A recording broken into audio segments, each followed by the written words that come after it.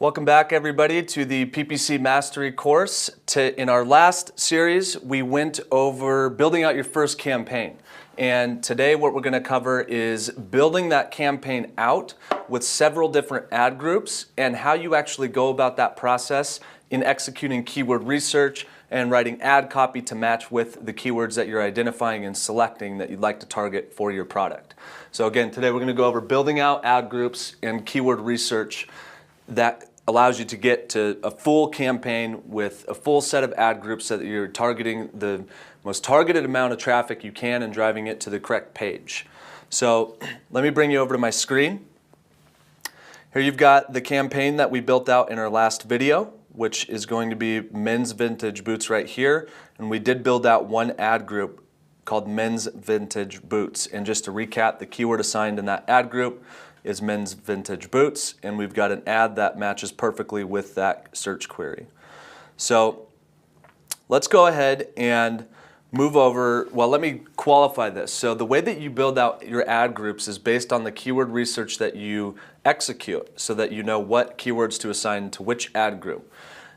So what we're going to go over today is a tool, the Keyword Planner tool in Google AdWords. There are many different keyword research tools that you can use. There are paid versions that you can use. For instance, iEspionage is a very popular tool that a lot of people use. For our purposes today, we're going to go over the simplest option and the freest option, which is the Google Keyword Tool. So back over to our screen. Right here, when you're in your campaign, it's going to say Tools as a navigation option in the top of your dashboard. You'll select Tools, you'll come down to Keyword Planner. Okay. So here is the dashboard for the Keyword Planner. And this is where you're going to live right here. Search for new keyword and ad group ideas. And that will turn into a drop-down.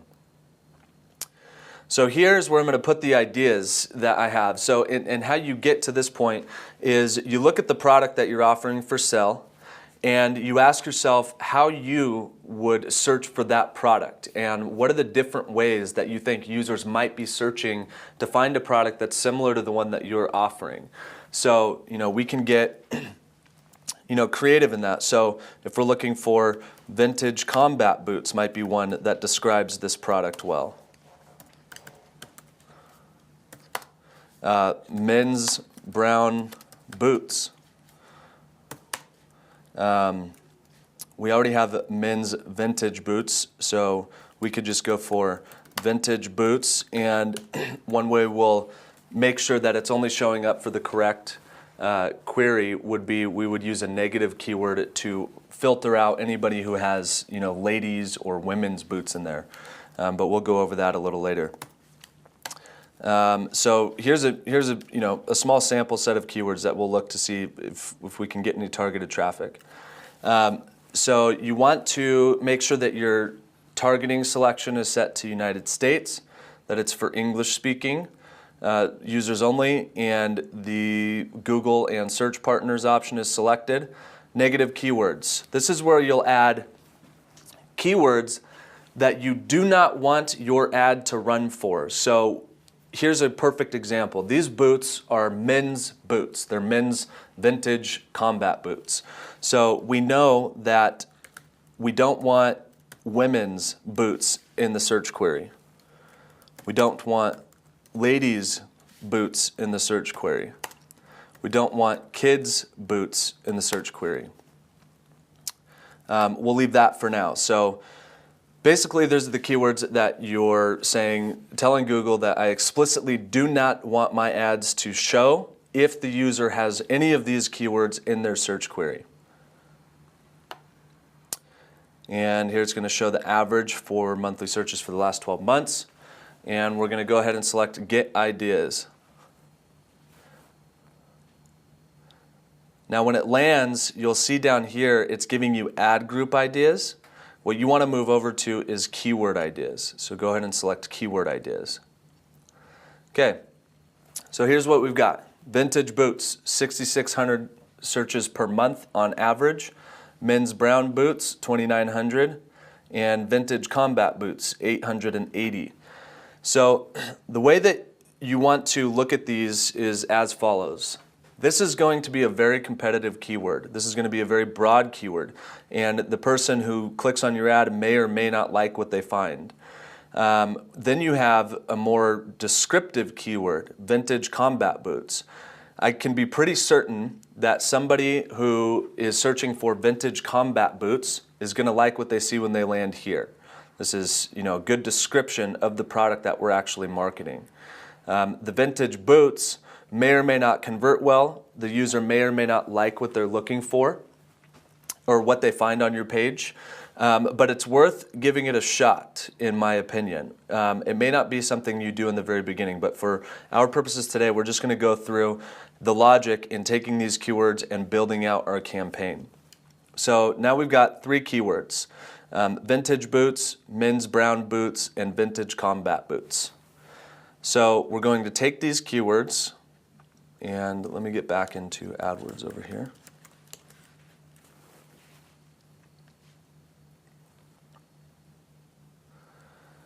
And we've got our campaign here. You'll click on the campaign, and then you're going to select Add Ad Group. Ad group number 2 is going to be called Vintage Boots. And you want to make sure that it's a text ad.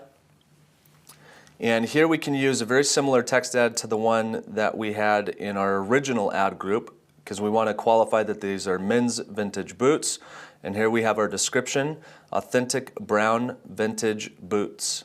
And if we wanted to get more descriptive so that we can eliminate clicks from users who they'll already know that they don't like what they're going to find on your page if you are more descriptive. So brown vintage combat boots. So if a user searches for vintage boots and my ad is served because I'm opting to target that keyword, in my description line 1, I'm being very descriptive of what kind of boots they're going to find when they click on my ad. So if the user reads this, men's vintage boots, and then sees in description line 1, brown vintage combat boots, and that is not what they're in the market for, you can be pretty certain that you're going to eliminate that click and not incur the cost that would be associated with that click, because they've already been able to determine that they're not interested in the product you have on the page they're going to land on. We can leave our call to action here, save 20% today only, or you can write a new call to action, 10%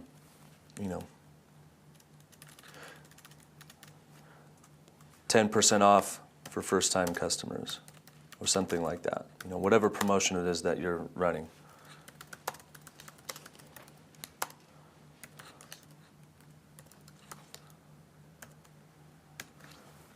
Okay, and here again you've got your display URL, which is going to be htashoes.wordpress.com. In your situation, it's just going to be whatever your domain name is. And then ensure that your landing page is, your destination URL is going to send them to the correct page right here. And the keyword that we're going to add here is going to be vintage boots.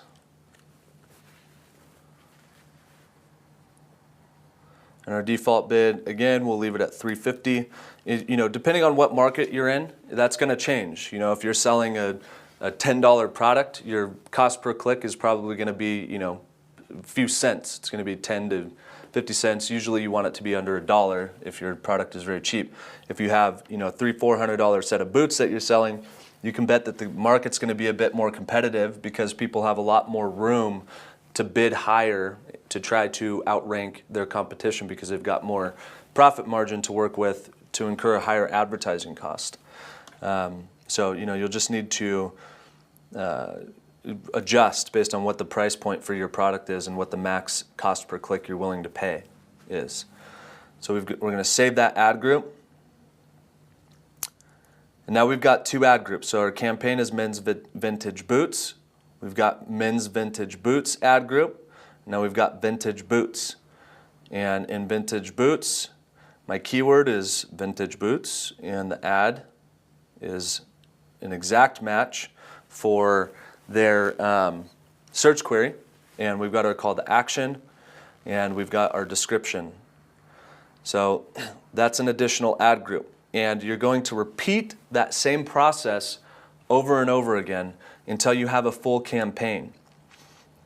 So, let's go through let's go through an additional ad group that we'll set up just so we can, work through the process together. You can see it happen on the fly. So we want to add another ad group. We're going to go back to our keyword planner over here. The next keyword we want to add is men's brown boots. Actually, let's go with vintage combat boots. So that's the keyword we want to add. We're going to go over to campaigns. Make sure you select your campaign, click add groups, and then you will add an ad group.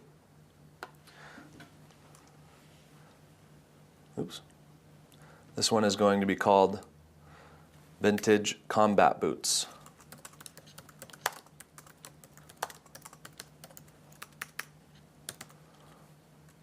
Here I'm going to change my headline to match the user's search query.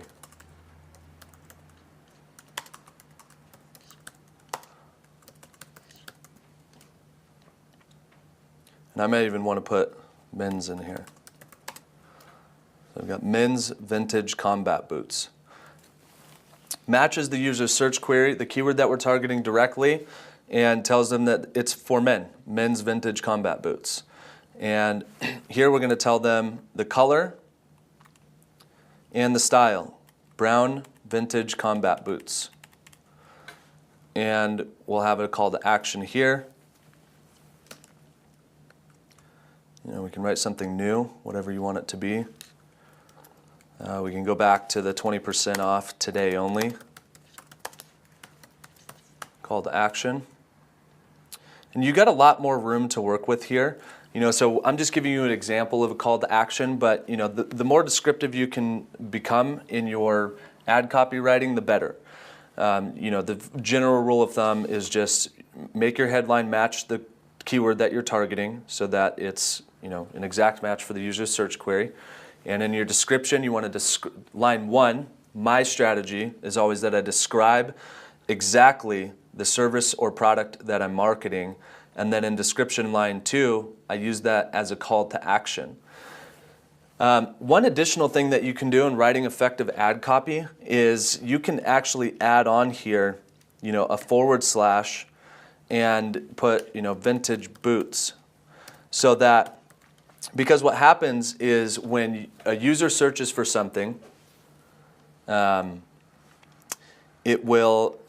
this is an additional, so if their search query is vintage combat boots, you want to have as much content in your ad copy relating to that user's search query as possible.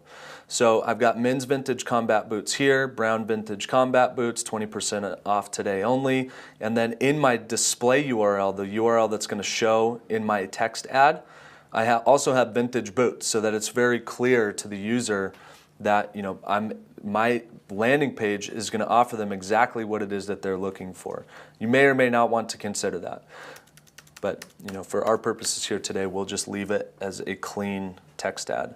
And then your destination URL always makes absolutely certain that your destination URL is correct and it's driving the user to the correct page. If you have a text ad and you're, let's say, marketing brown vintage boots, and I make a mistake and I send them to a women's pair of purple running shoes, I'm going to incur a lot of costs and no conversions. Again here, I'm going to go vintage combat boots. And that will be the only keyword in this ad group, following the same logic as all of our others. And I'll be willing to pay, let's say for this one, I saw over here that the keyword suggested bid is 58 cents. So I'm going to go $1.50. And the reason for that is I'm a new campaign and I don't have any quality score built up with Google or credibility built up with Google. So my average cost per click for the first week or two, while Google's determining how relevant my advertising campaigns are to what users are searching for, my cost per click is going to be a little bit more expensive. We're going to go over that in another video series where we'll cover Google quality score and make sure that you're optimizing all of your campaigns, your ad copy, your landing pages, and the keywords that you're targeting to ensure that you have the highest possible quality score. But for now, I'm just going to base it off of the suggested bid over here in the keyword planner tool, which is 58 cents. So I'll go $1.50 and I'll save the ad group. So now what I've got is a campaign that has 3 ad groups. Each one has a keyword assigned to it with a relevant text ad. And if I wanted to, let's say this is all I wanted to do. I just wanted to start a small test campaign to see what kind of traction I got and if it was going to drive any conversions, and I want to run that for 5 days. I can go ahead and turn my campaign on, and I can run advertising for this set of ad groups. If I want to wait, and for you guys, if you guys are following along in this video and actually building out your own campaign as we do this, I would leave the campaign paused and continue to do keyword research in the fashion that we just went over. And one way that you do that is here. So here I've got the keywords that I actually searched for. And I actually asked Google, these are the keywords I want to know search volume for. But then what Google does, and this is where you expand your keyword list and maybe find keywords that you would have not thought of. So here we've got men's brown leather boots. That might be one that you want to target. We might want to go brown combat boots. There's a whole list of keywords here that you can build out unique ad groups around. And this is going to give you a ton of suggestions based on your original searches, the ones that you input into Google, into the Google keyword tool, and give you ideas that you may never have necessarily thought of. Different variations of the format. So combat boots men, you might want to target that as an ad group. Brown boots men, people search in all kinds of funky ways. So using the keyword tool to expand your keyword list and find keywords that you wouldn't have otherwise thought of is exactly how you execute building out a full campaign. So I hope that gives you guys enough insight on how to go ahead and build out your initial campaign and build out ad groups and how you assign keywords to ad groups and how you actually find the keywords that you want to target.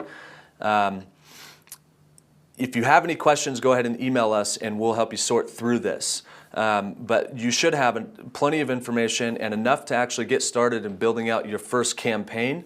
And in our more advanced series, we'll go over building out additional features that will help increase your click-through rate on your ads. But I look forward to the next video series, and I hope you guys have a fantastic rest of your day or evening or whatever it is. See you next time.